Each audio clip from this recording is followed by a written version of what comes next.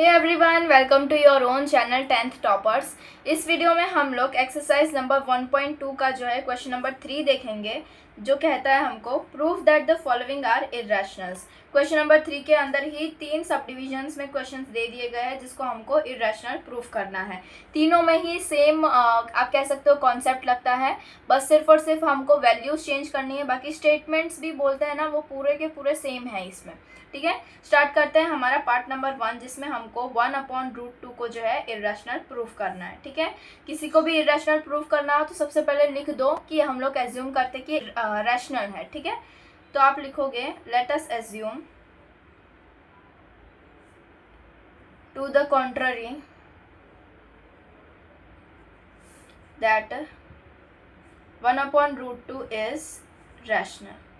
अगर ये रैशनल है 1/√2 को हम क्या लिख सकते हैं, A/B लिख सकते हैं, जहाँ पे where A and B are coprime. ठीक है,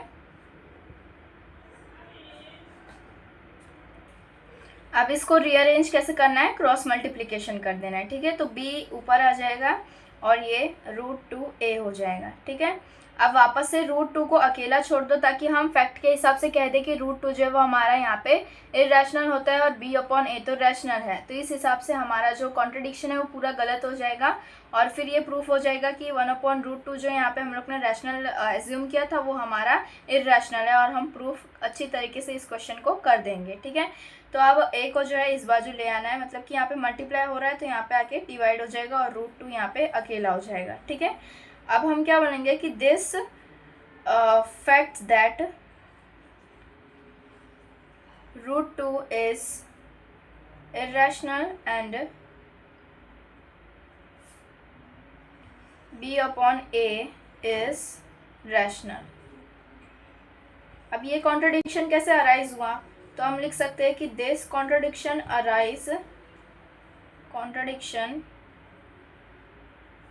has arisen because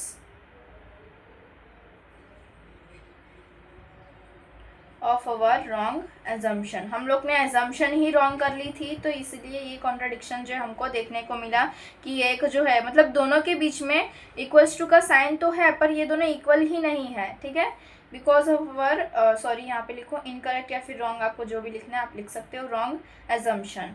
hence it is proved that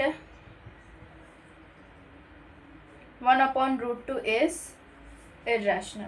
ठीक है, हमारा क्वेश्चन नंबर 3 का पहला जो सब डिवीजन है वो हमारा कंप्लीट होता है। सब डिवीजन 2 क्या बोलता है, प्रूफ करो कि 7√5 जो है वो हमारा इर्रेशनल। सेम टू सेम यही सारे स्टेप्स जो आपको यहाँ पे फॉलो करने हैं। लिख दो फटाफट कि let us assume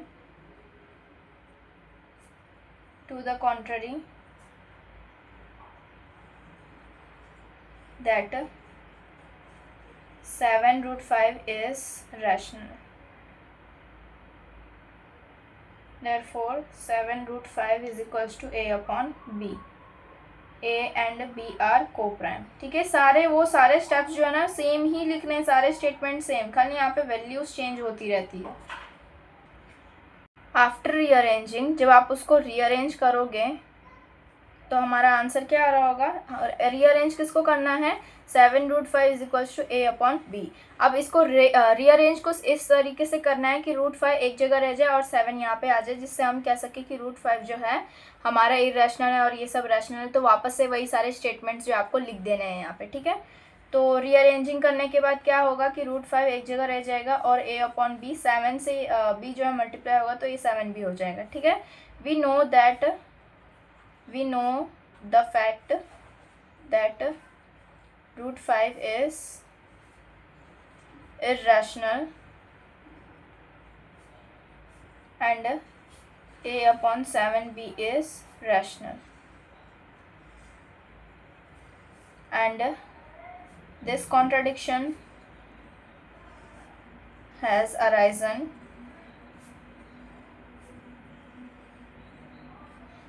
because of our wrong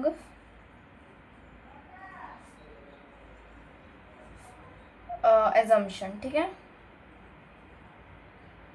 hence proved that 7√5 is irrational. ठीक है, इसमें सिर्फ स्टेटमेंट से लिखने हैं जो कि इस क्वेश्चन को सॉल्व करेगा। उसके बाद में थर्ड नंबर का क्वेश्चन क्या है हमारा? थर्ड नंबर का क्वेश्चन है 6 प्लस में √2 को जो है क्या करना है, इरेशनल प्रूफ करना है। प्लस √2, वापस से वही सारी लाइन लिखो कि एज्यूम कर लिया हम लोग ने कि 6 प्लस √2 जो है वो हमारा क्या है, इरेशनल है। Therefore 6 plus √2 is equals to a/b। फिर ब्रैकेट में लिखो कि a और b जो है वो कोप्राइम है, ऐसे लिख दो। उसके बाद में √2 को एक जगह रखो और फिर 6 को जो है इस तरफ भेज दो ताकि √2 को हम फैक्ट के हिसाब से बोल दे कि वो इरेशनल है। ओके, वही सारा सेम प्रोसीजर यहाँ पे भी फॉलो हो जाएगा। a/b यहाँ पे माइनस होगा। अब इसके डिनोमिनेटर में 1 है तो वो b से मल्टीप्लाई होगा और फिर b यहाँ पे भी मल्टीप्लाई होगा। इट मीन्स कि a माइनस 6b/b। अब वापस से वही सारी लाइनें लिख दो। We know that √2 is irrational and a minus 6b/b is rational। फिर वही वाली लाइन लिखनी है। This contradiction arisen because of our wrong assumption, therefore hence it is proved that 6 plus √2 is irrational। I hope आपको ये पूरा exercise अच्छे से समझ में आया हो। Thank you so much.